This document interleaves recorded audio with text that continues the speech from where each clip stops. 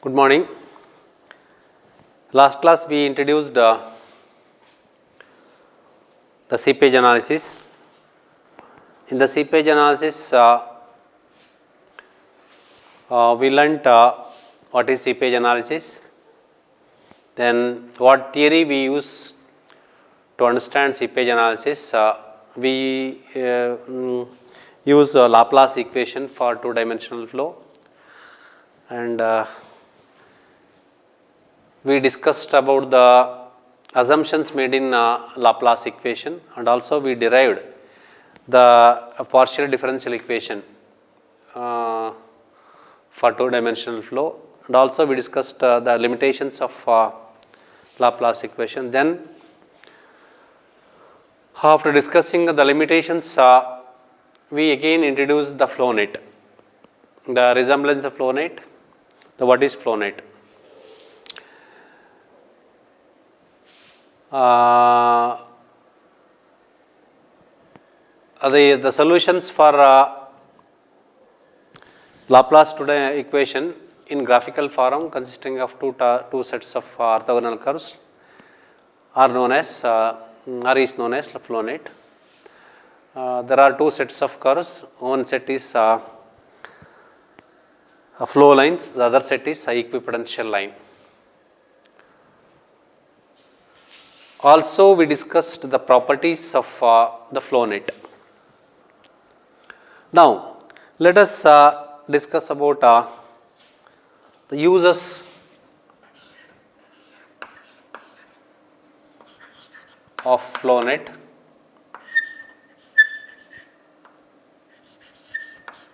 Or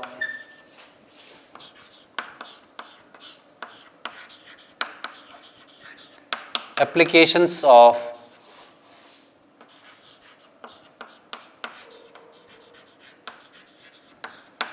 flow net.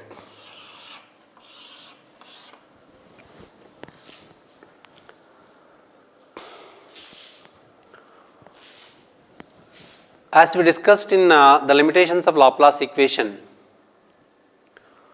Laplace equation for two-dimensional flows is predominantly a mathematical relation. It requires detailed mathematical analysis, and hence it is cumbersome. Secondly,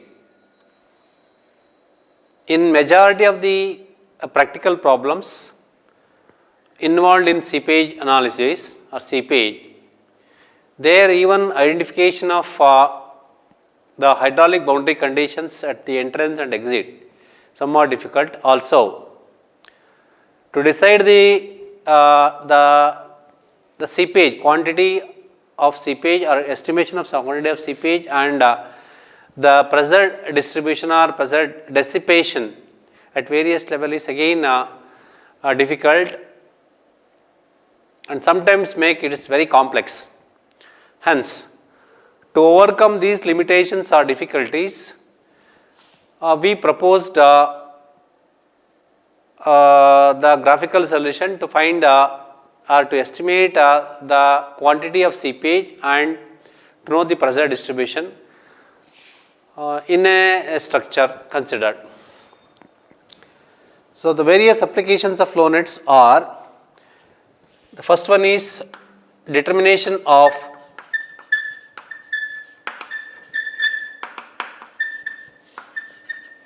seepage discharge,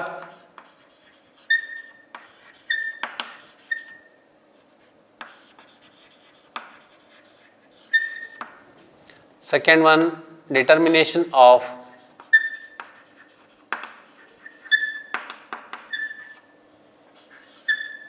hydrostatic pressure,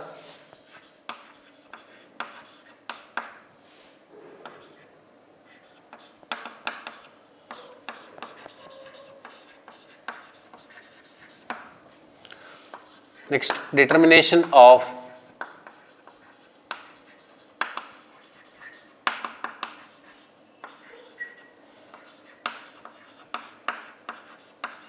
seepage pressure, and last one it is determination of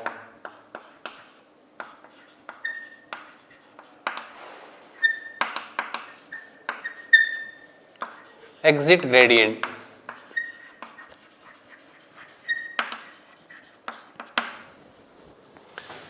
So these are the applications or uses of flow net. Let us consider first one, determination of seepage pressure. Seepage discharge. Seepage discharge is nothing but a quantity of the flow in a structure is possible to decide based on the hydraulic conditions, and by using the flow net we can determine the seepage discharge. It is known that a flow net consisting of number of flow lines and equipotential lines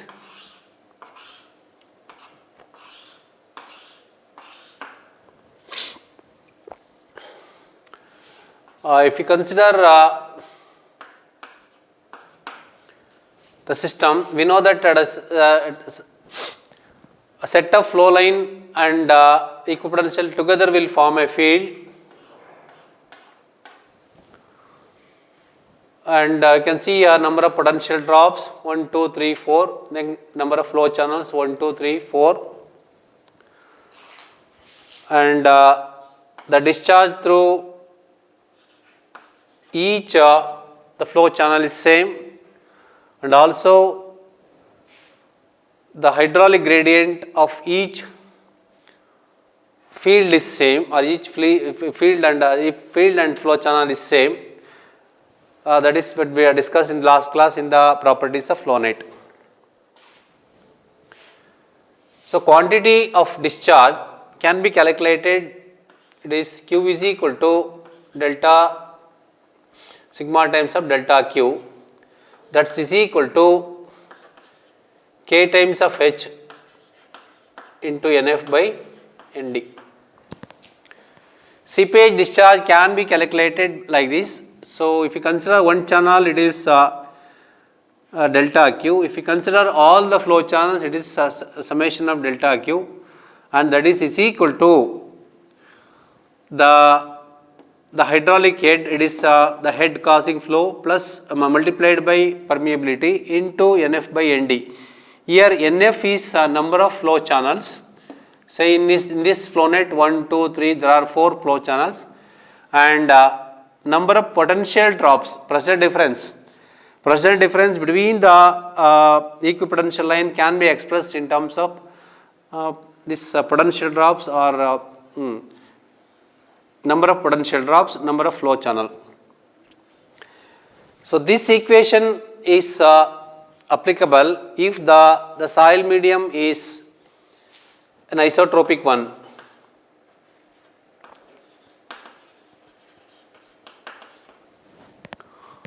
For anisotropic soil where Kx is not equal to Ky, under such circumstance we have to change this value of K, and also the flow net to be drawn to the transformed scale. The horizontal dimension of flow net is to be drawn for the transformed section, means all the horizontal dimension of the hydraulic structure to be converted to the transformed section by multiplying the factor Ky by Kx, means horizontal dimension of the flow net to be drawn after multiplying the dimensions with this the transformed factor Ky by Kx. Then means first you have to draw the horizontal dimensions of the flow net by converting this factor with the horizontal dimension, then flow net to be drawn in an usual manner. Next, in the equation for the seepage discharge, here K is equal to, we have to use in place of K, we have to use effective K. Effective K means effective permeability is equal to Ky into Kx. For isotropic soil, K is permeability, it is assumed that Kx is equal to Ky, that is equal to K. whereas for anisotropic soil, as Kx is not equal to Ky, the horizontal dimensions of the flow net to be converted to the reduced scale, that is for the transformed scale by multiplying the factor Ky by Kx under square root, and K is equal to effective K, that is equal to root of Ky into Kx, where Ky and Kx are the permeability in the vertical and horizontal direction respectively. Next, determination of hydrostatic pressure. The hydrostatic pressure can be determined at any point in the hydraulic structure. So therefore, hydrostatic pressure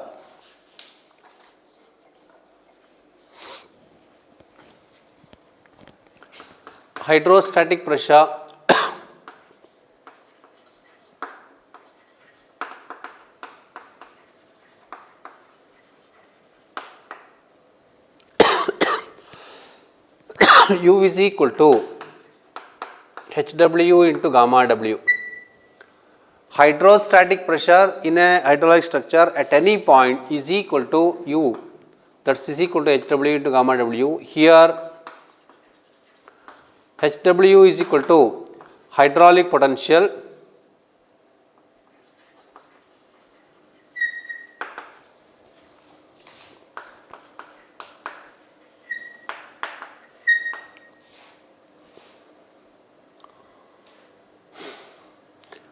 that is equal to HW minus, this is hydraulic head, HW is equal to H minus Z. Here H is equal to hydraulic potential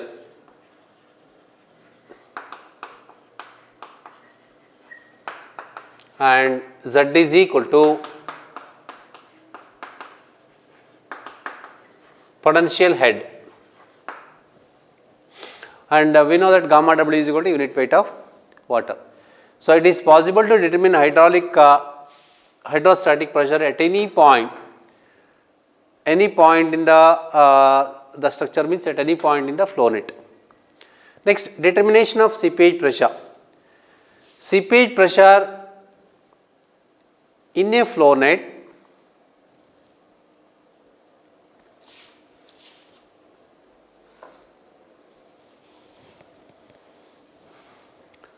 can be calculated by knowing the hydraulic potential.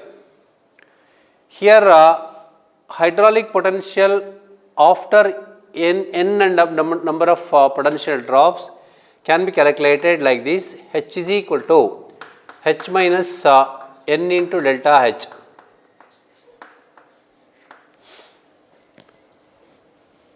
H is equal to H minus n into delta H, where H is equal to the total head causing flow, n is equal to number of potential drops like this, 1, 2, 3, 4, something like that. Delta H is equal to the pressure distribution. Delta H is equal to H divided by Nd, where H is equal to head causing flow, Nd is equal to number of potential drops of the flow net. Then seepage pressure Ps is equal to H into gamma W.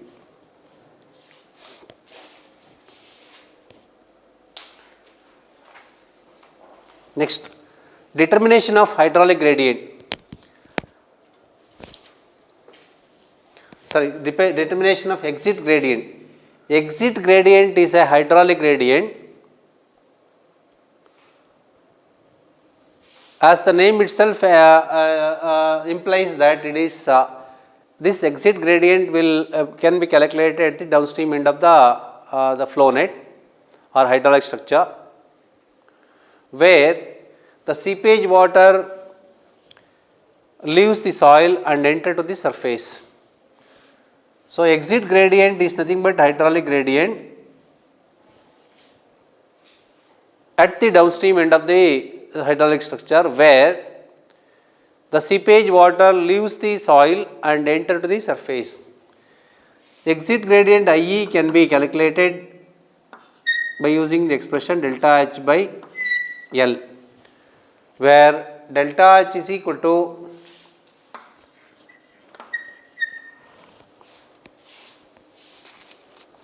potential drop. It is potential drop, delta H is equal to potential drop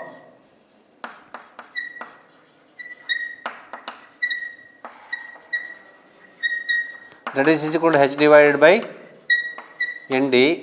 L is equal to average length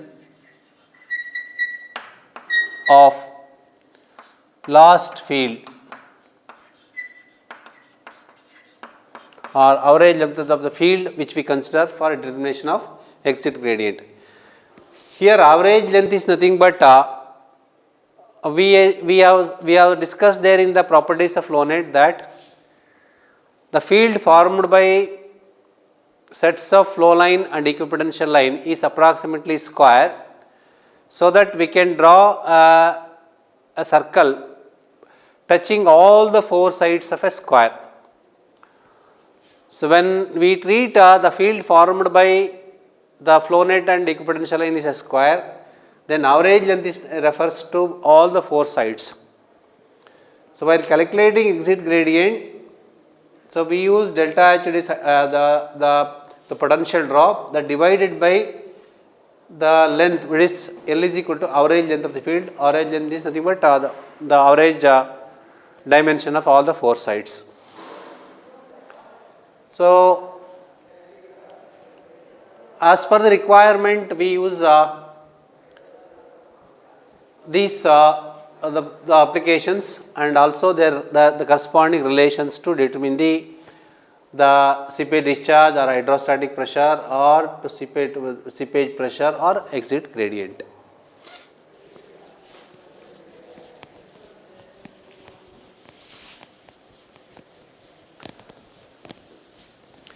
Next, after understanding the applications of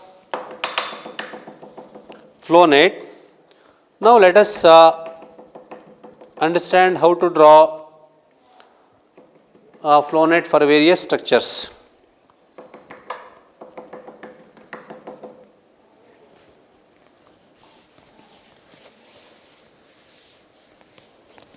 Next, procedure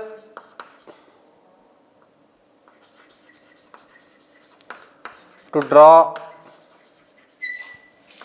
flow net.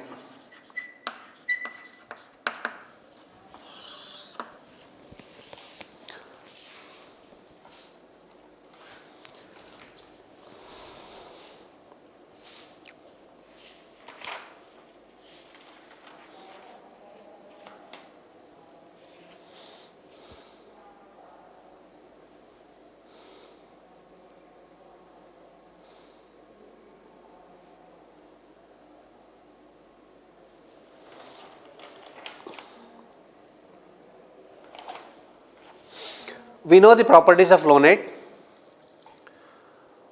Knowing the properties of flow net, we can easily draw the flow net for any type of hydraulic structure by adopting the following procedure. The first point is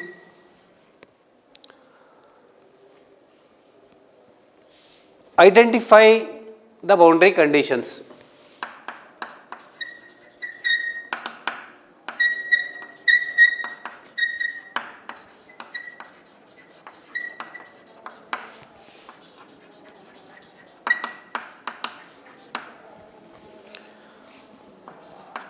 And hydraulic details.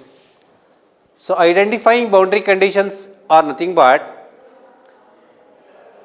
the ground surface, the extent of hydraulic structure in the horizontal direction and in the vertical direction. Next, pattern of the flow, soil strata below the ground surface and extent of soil strata.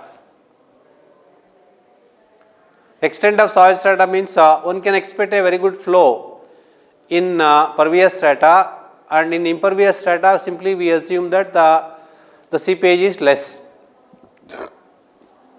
Based on the pervious, that strata is pervious or impervious, we decide the flow pattern. Next, second point, having the knowledge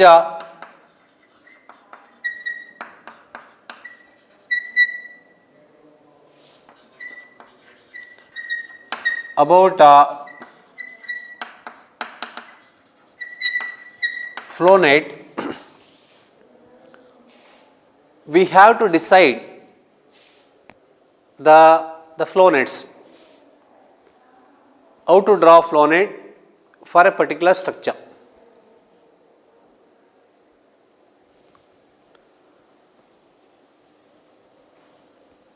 And for a particular problem.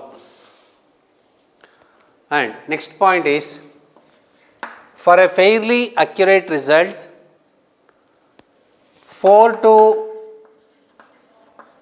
5 flow channels, 4 to 5 flow channels are sufficient.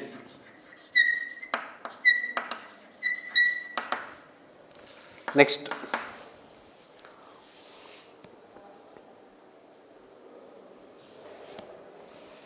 always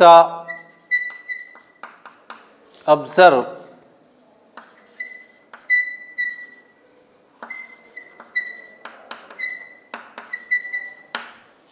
the nature of the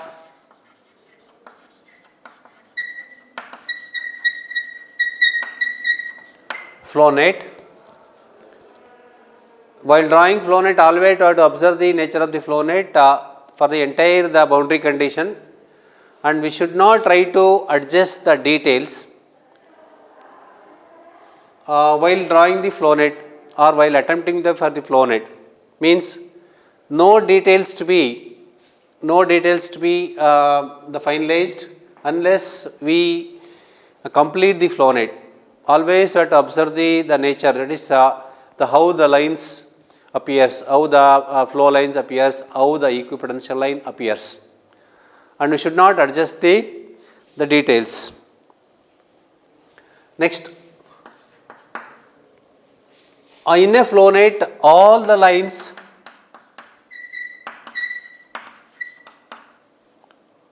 are smooth. This is one of the important property of a flow net. In a flow net, all the lines are smooth in the form of ellipse or parabola. In the form of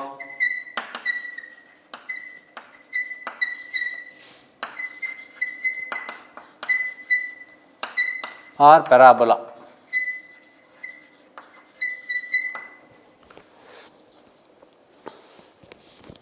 Next, last procedure, it is while drawing flow net, the field which we already discussed, field formed by the set of flow line and equipotential line, if at all, if they vary, the variation must be gradual. Generally, the dimension of field is smaller, very close to the hydraulic structure or very close to the where the hydrostatic pressure is more, and as we move away from the hydraulic structure, field gradually increases, the size of the field goes on increases. Means always the field in the flow channel should be gradually changes from smaller to the higher field or higher field to the smaller field. Similarly, all the flow channels and all the potential drop lines, equipotential lines should vary gradually. So those fields are, the even flow channels are smaller, very close to the hydraulic structure or the structure which is considered, and their size goes on increases as we move away from the hydraulic structure. So these simple procedure we adopt to draw the flow net. The first condition is you have to identify the boundary conditions. Ground level you have to identify, then soil strata. Below ground level, what type of soil strata is there? If it is the soil strata is a pervious strata, then we have to identify impervious strata. Then the extent of the hydraulic structures in the horizontal direction and in the vertical direction. Again, the storage condition, the upstream the storage level, downstream storage level. So these are all the hydraulic boundary conditions. So generally these hydraulic boundary conditions to be drawn to a suitable scale based on the type of soil. If the soil is isotropic soil, it is for a selected scale we draw the hydraulic structure and boundary condition.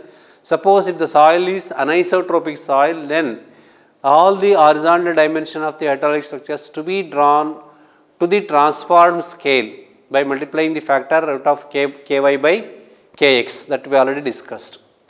This is about the first procedure. The second procedure is having the knowledge about the flow net for various problem. You have to plan the flow nets, number of flow lines and number of equipotential lines. Next, the third procedure is for a fairly accurate result, 4 to 5 flow channels are the sufficient. We try to have 5 flow channels or 4 flow channels. Sometimes there may be increase in flow channels, 1 or 2 flow channels, no doesn't matter. Even flow channels are 5 or 6 also, no problem. Next, you have to observe always the nature of the flow net, means the compactness of the flow net, and we should not try to adjust the flow lines or a equipotential line while drawing, and also unless we complete the entire flow net, we should not write the dimensions and should not complete the flow net unless it is planned properly to suit number of flow lines and equipotential line. Lastly, next, all the lines are in the flow nets are smooth. No portion of the flow line, the lines in the flow net is straight line. As far as possible, all the flow lines and equipotential lines must be smooth curved lines. Then last one is it is the size of the field varies gradually from a smaller very close to the structure to a bigger away from the structure. Generally, the field very far away from the hydraulic structure, it is approximately sometimes a rectangle. Even that approximate rectangle is also considered as a square field. So these are all the procedures to draw the flow net. Now let us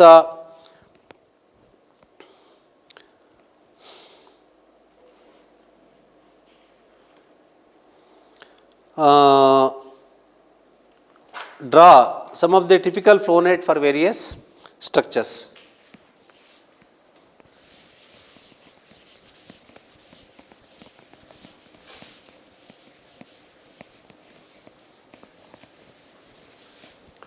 First one is flow net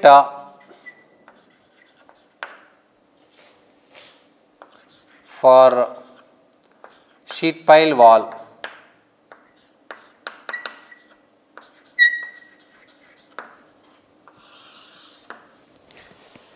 Sheet pile wall is a wall which is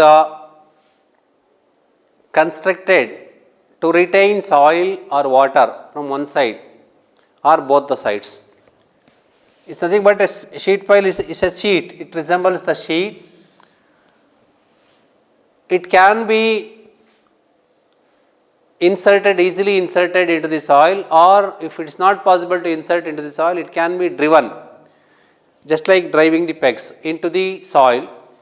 Sheet piles may be, it's a wooden sheets, or it may be a steel sheets, or it may be a concrete sheets. While driving the sheets, we have to maintain suitable overlapping. So generally sheet piles are like this. with suitable overlap like this. This is one sheet pile, this is another sheet pile like this. So that ಹೀಗೆ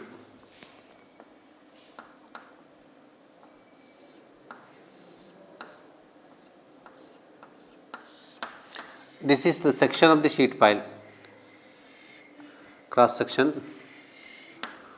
and sheets can be inserted into the soil with proper the interlocking like this, so that soil or water should not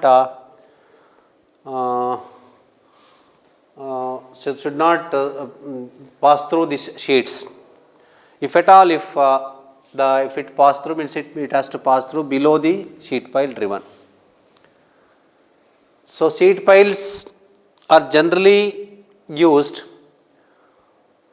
to store water in the small streams or in the rivers for a particular period of time. Sheet piles are also used during construction of the hydraulic structures, particularly during construction of the dam. Again they are used as temporary structure. Suppose if it is intended to, this is the flow pattern, the direction of flow. If it is intended to have the bridge here, say for example here, so sheet piles may be erected here across the flow, so that we can take up the construction activity as the bridge. Similarly, if it is a dam site, again it can be done like this, so that the water can be stored at the upstream side. Sheet piles can also be used to store water in streams and rivers for the purpose of usage. Usage means generally during monsoon season there is a continuous flow of water in a stream or river. When this winter season, summer season advances, there is a considerable reduction in the flow.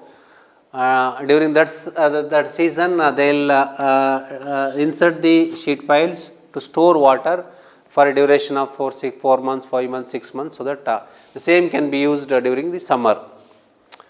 Then again, when monsoon advances, they can remove these sheet piles and let the water flow. Because even if you leave these sheet piles as it is during the monsoon season, because of high flood, it may damage the sides of the area, the river side area on either side. We can see this type of the sheet pile erection in case of generally in Malnad area.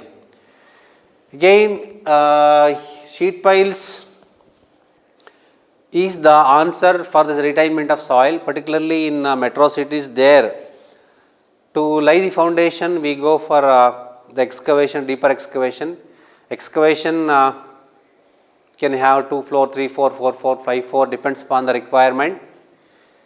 It is possible to advance excavation in the downward direction by planning the sheet pile walls up to the required depth.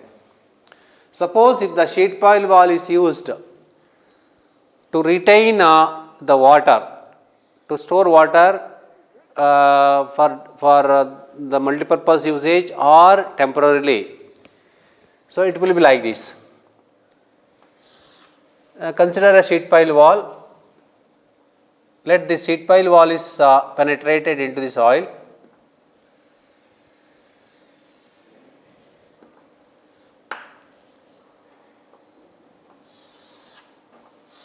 And consider this is the pervious stratum and this is impervious stratum. Assuming that there is in the impervious stratum there is no flow take place, though there is a flow, simply we assume no flow taking place. It is impervious stratum.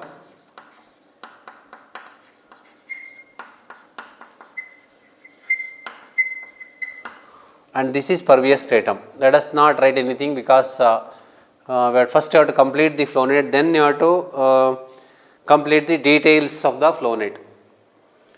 The boundary conditions as we have discussed are the ground level, then the bottommost level. Bottommost level is impervious line level, and this is a pervious stratum. In the pervious stratum, we can expect the flow to take place easily. Let us assume that it is intended to store water to a height of say h above the ground surface. So this is ground level, and again this is ground level, downstream ground level. Let the flow at the downstream level is this much, say about h1. This is h1, call this as h2. So these are the boundary conditions. So these boundary conditions to be drawn for a suitable scale. Say for example, knowing the height of the sheet pile, we have to select a scale. Again, knowing the height of the permeous strata, we have to select the scale. Then of course these lines you can draw for any not to scale. Secondly, second point is we have to, depends upon the type of problem, we have to plan to draw the flow nets. The third point, it is a sheet pile wall. Third point, for a fairly accurate result, 4 to 5 flow channels are sufficient. Next, while drawing flow net, always have to observe carefully, and there shall not be any inconsistency in drawing the flow lines and equipotential line, and should not complete the flow net unless all the lines to be completed. So flow channels, let us start flow channel. It is a flow line. So this is called as a boundary equipotential line, and this is boundary flow line. We can show that, we can easily identify that what is why we call this as a boundary equipotential line, why we call this as a boundary flow line. So 4 to 5 flow channels are sufficient to have the accuracy. See here. So identify, so this is one flow channel, this is another flow channel, this is another flow channel, there are 4 flow channels. See. So flow channels are increasing gradually, like this you can mark flow line. This is one line, another line, another line, another line, so last line. So this is flow line, boundary flow line, and we can draw a line like this.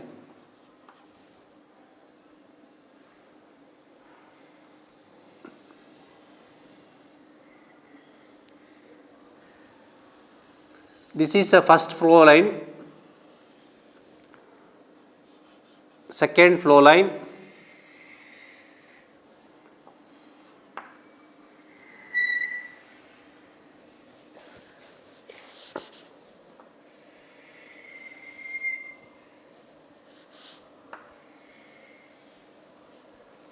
then third flow line,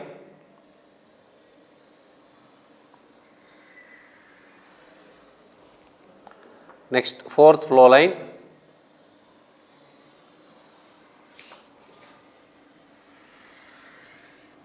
see here,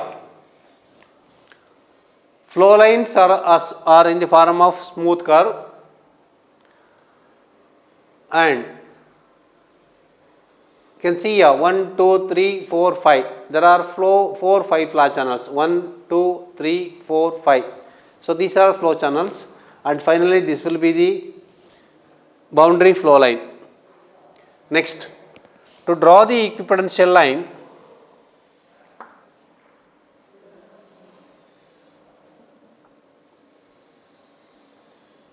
again you have to plan like this. So field should be gradual.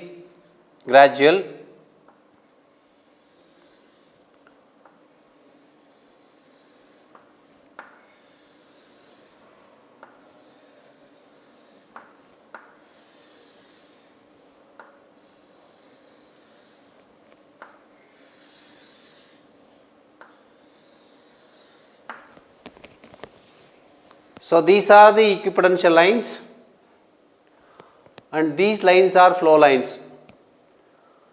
We can see here, we have discussed earlier that 1, 2, 3, 4, 5. There are 5 flow lines and forming 1, 2, 3, 4, 5 flow channels. Similarly, you can see a line perpendicular to flow lines are called as equipotential lines. So this is first one, 2, 3, 4, 5, 6. So this will be the boundary equipotential line.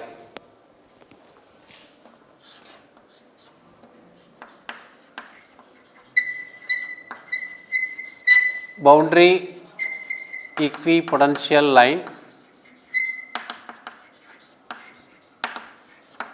and this is boundary flow line.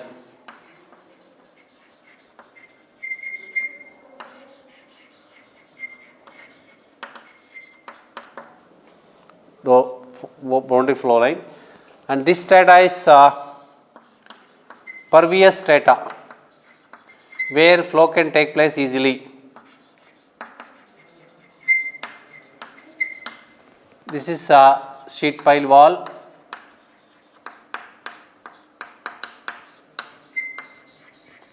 downstream side, and this is upstream side.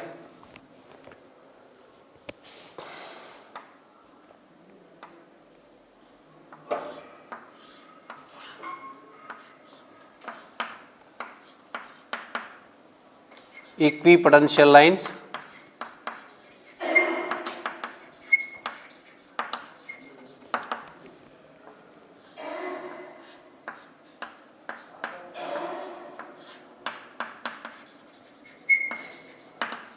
Flow lines. You can see here flow lines and equipotential lines meet with each other at a right angle. Even these flow lines and equipotential lines are meeting the boundary line, boundary flow line at right angle, and all the flow lines here they meet the boundary equipotential line at right angle.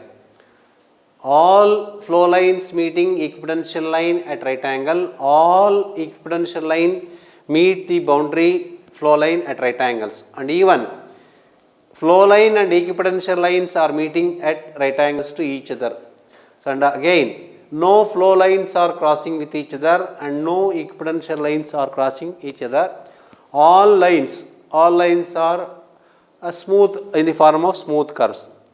Just what we did here is we have identified the hydraulic conditions and we have drawn these hydraulic conditions by after identifying the boundary ground surface and the lowest layer, that is interface, we call it as interface line between pervious stratum and impervious stratum.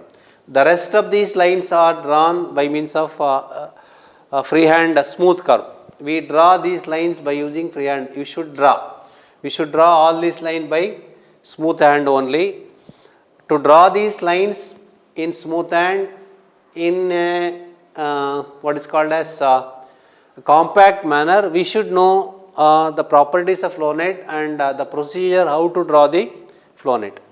So this flow net follows all the properties and the procedure.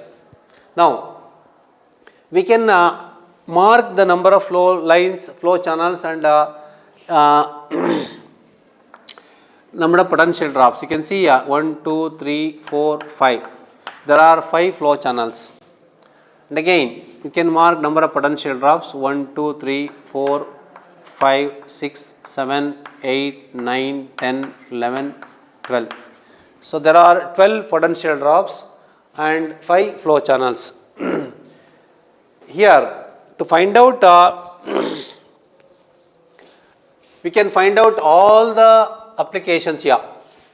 It is possible to get all the applications what we have discussed. First one is to obtain seepage discharge, that can be possible. Again, second one is hydrostatic pressure can be calculated by using this flow net, and the third one is seepage pressure can be calculated at any level or at any point of this flow net, and the fourth one is it is possible to find out exit gradient of the at the exit point of the flow net. Say for example, if it is required to determine the seepage discharge, we know that Q is equal to K into H into NF divided by ND. Here K is the coefficient of permeability of soil, it is known. Let us assume that H is equal to effective head. H is equal to upstream head minus downstream head. So upstream head minus downstream head. Next, NF is equal to number of flow channels. You can see here 1, 2, 3, 4, 5, and ND is equal to number of potential drops 1, 2, 3, 4 like this. So these NF and ND purely depends on the number of flow lines and equipotential line selected while drawing the flow net. And there is no hard and fast rule, you can have to restrict to this level or that level. It is a general guidelines is, it is for a fairly accurate result 4 to 5 flow channels are sufficient. Even one variation is of no problem. So like this we can draw flow net for a seed pile wall. We can also learn how to draw flow net for other the hydraulic structures. We will meet in the next class for that.